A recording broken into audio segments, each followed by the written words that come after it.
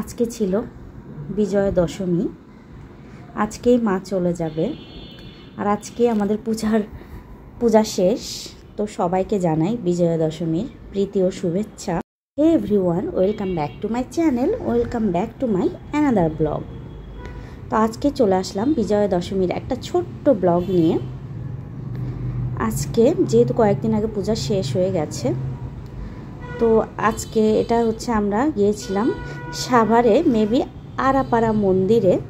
তো আমি বলতে পারছি না এটা কোন মন্দির, মেবি আড়াপাড়াই। ওখানে যে একটা ঠাকুর বাড়ি নাকি জমিদার বাড়ি আছে, ওইখানে একটা মন্দির আছে, এটা। তো ওখানে গিয়েছিলাম আজকে সিঁদুর খেলতে।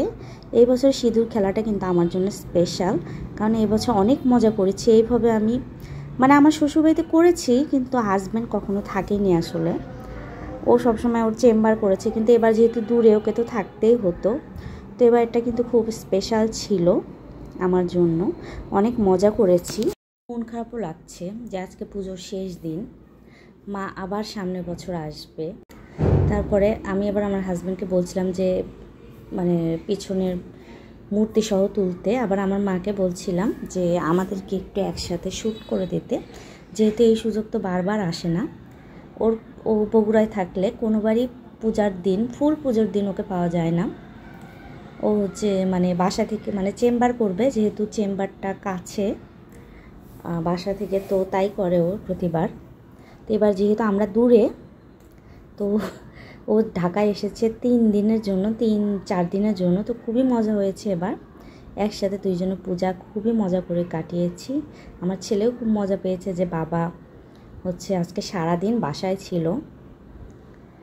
তো এই তো বাসায় এসে আবার আমার ছেলের খুনসুটি, ভাবলাম যে একটু ভিডিও করি। ও খুবই মজা পেয়েছে। এই দেখো, ও আবার আমার সাথে মজা করছে, দাঁত দেখাচ্ছে। তো ভাবলাম যে এই মোমেন্টগুলোই হচ্ছে আমি একটু ক্যাপচার করে রাখি। আমার মা ধরে রেখেছে ও ছবি তুলতে দিবে না। আমি বললাম যে বাবা একটু দাঁড়া, ছবিটা তুলি। কিন্তু ও ও কে শুনে কার কথা, ও ছবি তুলতে দেয় না। এতটা দুষ্ট আর চঞ্চল হয়েছে কি বলবো। তা আমি ভাবলাম যে ঠিক আছে, ছবি যেহেতু তুলতে দিচ্ছে না, একটু ভিডিওই করি।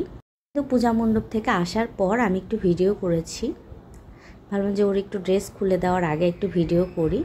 ও এই ড্রেসটা পরে খুব মজা পেয়েছে। এই ড্রেসটা কিন্তু ওর দশমীর জন্য ওর বাবা আড়ং থেকে নিয়ে এসেছে। খুবই আরামদায়ক আর কমফোর্টেবল। এই একটা ফতুয়া স্টাইলে। আমার ছেলে কিন্তু একদম কটন বা আরামদায়ক না হলেও পরতে চায় না। ও তো ফুল হাতা পরতেই চায় না, তার মধ্যে হচ্ছে একটু কাপড়টা আরামদায়ক আর কটনের হতে হবে, যাতে ও আরাম পায়। তো এটা পরেও খুব মজা পেয়েছে, কালারটা ওর খুব পছন্দ হয়েছে, ওর বাবার দেওয়া গিফট। যদি আমার এই ভিডিওটি ভালো লেগে থাকে, প্লিজ আমার ভিডিওতে একটি লাইক দিও, কমেন্ট করো এবং আমার চ্যানেলটি সাবস্ক্রাইব করে আমার পাশে থেকো। আজকে এ পর্যন্তই, দেখা হচ্ছে নেক্সট ভিডিওতে। বাই।